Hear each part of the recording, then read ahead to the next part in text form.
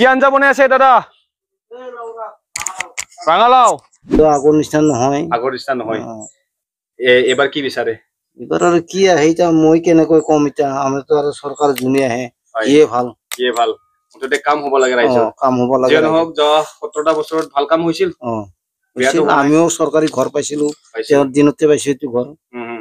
खाम्फाया दलं सेरजोंहाय दलंनि खाथियाव साखाथियाव थाथारनांगौमोन नाथाय बियो एसे बेनिफ्राय जानगाराव दंफैयो जितु न' मोननैनि गेजेराव नैबे अन्थाइ खाम्फाया दंफैयो दा पार्टीनि फ्लेग दा बे लामा आरो दहाय अन्थाइ खाम्फा थानाया नैबे खनाथिंहाय दंमोन नायनो हायो ओरै न' जाजोब्बाय नैबे अन्थाइ खाम्फायाव नोंथांमोना नायनो हायो खावसेयाहाय फबजाबाय सिङाव फबजानायखौथ' नुला रेभिनिउ सार्कल अफिसारनि मावखुलि बागानपारा बेबो 25 नं बागानपारानि गेजेरावहाय मोनसे मावखुलि रायजो राजा नोंथांमोना बे अफिसाव गोबाङानो फैयो हानि बायदिसिनानि खामानि मावनो थाखाय दा बेबो जोंहा नैबे बिथांमोना दिनै बेहाय खामानि बे पस्टारखौ नुहरदोंना बिटिआर गभनि दा बे बिटिसि गभर्नमेन्टनि समाव बिटिसि हाग्रा महिलारि बिथांनि समावनो नैबे अफिसाबो लुफुंजानाय आरो बेहायनो दिनै गोबां खामानिफ्रा मावफुंजागासिनो दं दा बिथांमोना बेहायनो जनानै खामानि मावनो खाबु मोनदों दा बेबायदि रायजोफोर नैबे मावखुलियाव नोंथांमोना गोबां बायदिसिना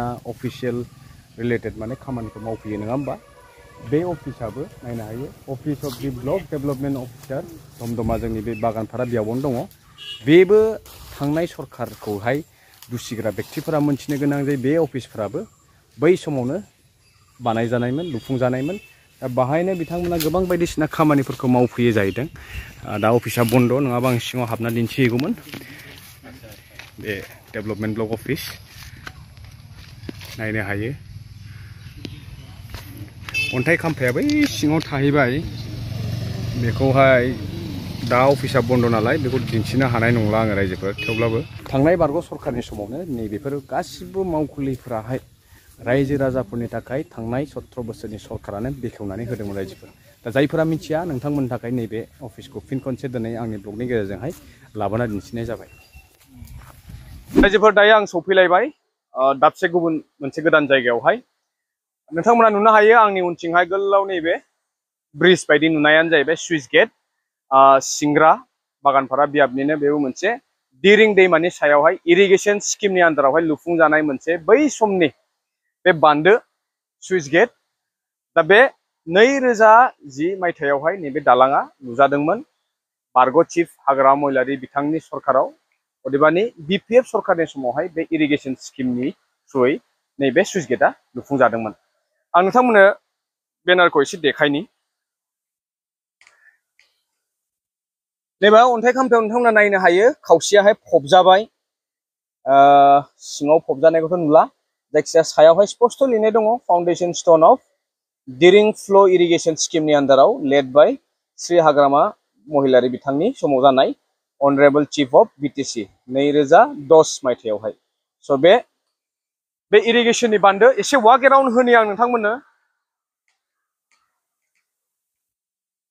दिरिं दैमानि सायावहाय गोबां दालां आरो गोबां बेबायदिनो इरिगेसननि माखासे स्किम्सफोर दङ नोंथांमोननो जिहेतु आङो बे साननैसो गोबां बै समाव जाबोनाय माखासे फिजिकेल इनफ्रास्ट्राक्चारनि प्रुफखौ होबोगासिनो दं थिग बेनिनो नैबे मोनसे रावबो नुफेरि खोनाफेरि माखासे स्किम्सफोर जिहेतु मावलांनायमोन जायफोरा दिनैसिमखौ 17 बोसोरखौ रायखांनानै दुसिबाय थायो बिथांमोननि थाखाय मोनसे गोथां फोरमान नैबेफोरनो नैबेबायदि गोबां बिदि फिसा फेनला गिदिरनिफ्राय लानानै फिसानिफ्राय लानानै गिदिरसिम ओरैबायदि माने इनफ्रास्ट्राक्चार जादोंमोन जिहेतु नोंथांमोननो दानिसो सिगां आङो दिन्थिलांबाय दालां दिरिं दैमानि सायाव दालां आरो नैबेबो मोनसे सिंग्रानिफ्राय देबासरा थांनायनि हान्थामेलानि लामाया साननैसो गोदान दालां मोनसे जादों बेनि सिगां नैबेजोंनो थांलाय फैलाया जायोमोन बिथांमोननि हान्थामेलानि जि जेंना नैबे इरिगेसननि जि मोनसे फ्ल' दिरिं अभार दिरिं दैमानि सायाव लुनाय बेनो मोनसे बिथांमोननि हान्थामेलाखौ सुफुंनो थाखाय गोबां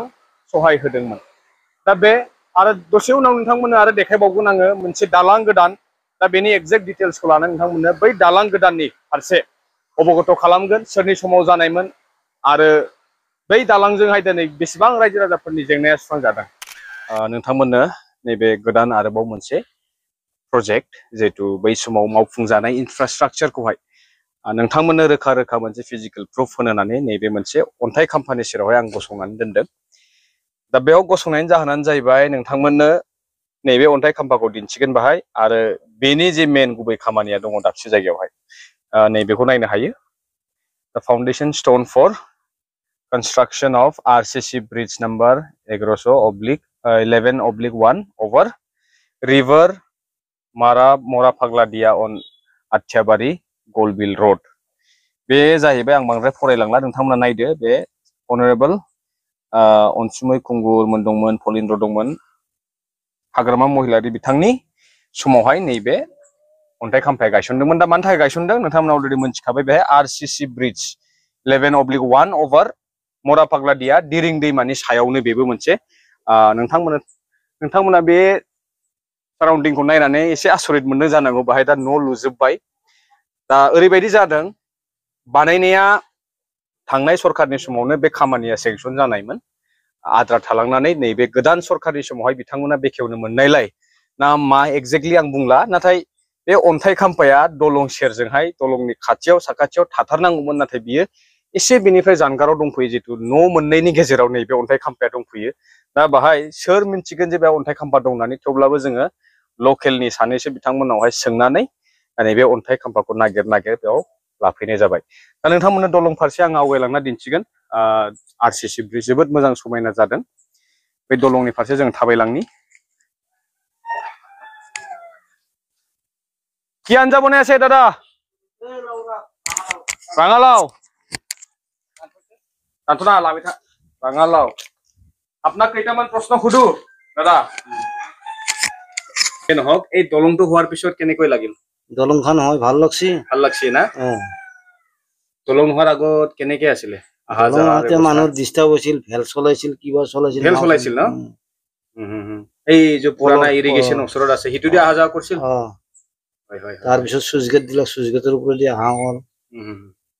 তো যোৱা যোনটো চৰকাৰ আছিল সেইটো সময়তে এইটো স্থাপন কৰিছিল? এইটো আমাৰ হাগ্ৰামা ছাৰে অনুষ্ঠান কৰিছিল। অলপমান তাক তেখেতক ক্ৰেডিট দিব লাগিব। তেখেতেতো আৰু এইবাৰতো নাপালাক না, যোৱাবাৰ নাপালাক থাকিল। ৰাইজে পৰিৱৰ্তন বিচাৰিছিলে। পৰিৱৰ্তন সঁচাকে দেখা পালে না আপুনি 5টা বছৰত? আমি অলপ পাইছো ভাল, হলেও আগৰ নিচিনা নহয়। আগৰ নিচিনা নহয়। এবাৰ কি বিচাৰে? এবাৰ আৰু কি আহে এতিয়া মই কেনেকৈ কম। এতিয়া আমিতো আৰু চৰকাৰ যোনে আহে ইয়ে ভাল। মুঠতে কাম হ'ব লাগে ৰাইজৰ। কাম হ'ব লাগে। নহওক যোৱা 17টা বছৰত ভাল কাম হৈছিল। আমিও চৰকাৰী ঘৰ পাইছিলো, তেওঁৰ দিনতে পাইছো এইটো ঘৰ। তেওঁৰ দিনতে চেংচন হোৱা ঘৰটো কি আঞ্জা বনাবলৈ ধৰিছে? এইবিলাক ৰাঙালাওৰ আগ কাটি আছো। আপুনি এনে কি কৰে? মই এতিয়া বেটাৰী গাড়ী চলাওঁ, আগতে বালা তুলছিলো। বালা তুলছিল না? আজিকালি বালা তোলা বন্ধ হৈ গ'ল। বন্ধ মানে বালা এতিয়া নাই। বালা এতিয়া মেচিনেৰে তোলা কৰিছে আৰু আমি ক'ত খাব পাম? খাব নাপায় আৰু আমাৰ নিচিনা দুখীয়া মানুহৰ তাৰ ভাত মাৰি ফেললাক। ঠিক আছে দাদা, আপোনাৰ কথা পাতি ভাল লাগিল। बिथांनिफ्राय फंनैसो खोथा जोङो मोनथिनानै मोनबाय। दा बे दलंनि फारसे जों थांनि आरो नायहैनि। दा बिथांमोना बै समाव दालां गैयै समावहाय जिहेतु मोनसे भिडिअ'आव आं अलरेडि फोरमायखाबाय जे बे दैमा दिरिं दैमाजोंहाय बिथांमोना नाव सालायोमोन जाहैदों, भेलजोंहाय बारोमोन। दा बे न'नि सेरावनो दालाङा दङ आरो बिथांमोननि न'नि लांगोनायावनो बे अन्थाइ खाम्फाया दङ। नोंथांमोननो दलंखौ आं एसे दिन्थिलांनि, फैदो। आंनि सिगाङावनो दङ नै UPPL पार्टिनि फ्लेग। दा बे लामा आरो दहाय अन्थाइ खाम्फा थानाया नैबे खनाथिंहाय दंमोन, नायनो हायो ओरै न' जाजोब्बाय। दा ओरैबायदि भितरावहाय अन्थाइ खाम्फाया दोनखोमा जानाय बायदि जाबाय। नायदो दा थांलाय फैलाय जोबोद सुबिदा जाबाय।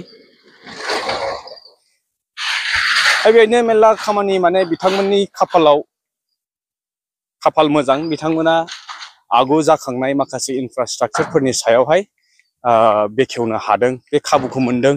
नाथाय नोंथांमोना स्पष्ट खोनाबाय बै बेक्ति सासे बुंनाय बायदियैनो बै दालाङाबो बै थांनाय सरखारनि समावनो स्थापन खालामजादोंमोन, मावबोबाय थादोंमोन। ओमफ्राय फैयै फैयै नैबे गोदान सरखारनि समाव फिथा हास'नो मोनबाय। बिनि थाखायनो बे दलं सेराव नोंथांमोना जेरावबो बेनि अन्थाइ खाम्फा बायदिसिना नुनो मोननाय नङा। जा दङ नैबे न' सिङावहाय दङ, दोनखुमानाय बायदि जादों। बेवहाय जोंहा सानैसो सिख्लाफोरा रिल्स बानायगासिनो दं। आङो थांला, डिस्टार्ब होला। जेन हक नायदो ओरैबायदि थांलाय फैलायनि थाखाय सुबिदा जाबाय। दालाङाव जिरायनानै दङ नै सानैसो जोंहा नानिमोन।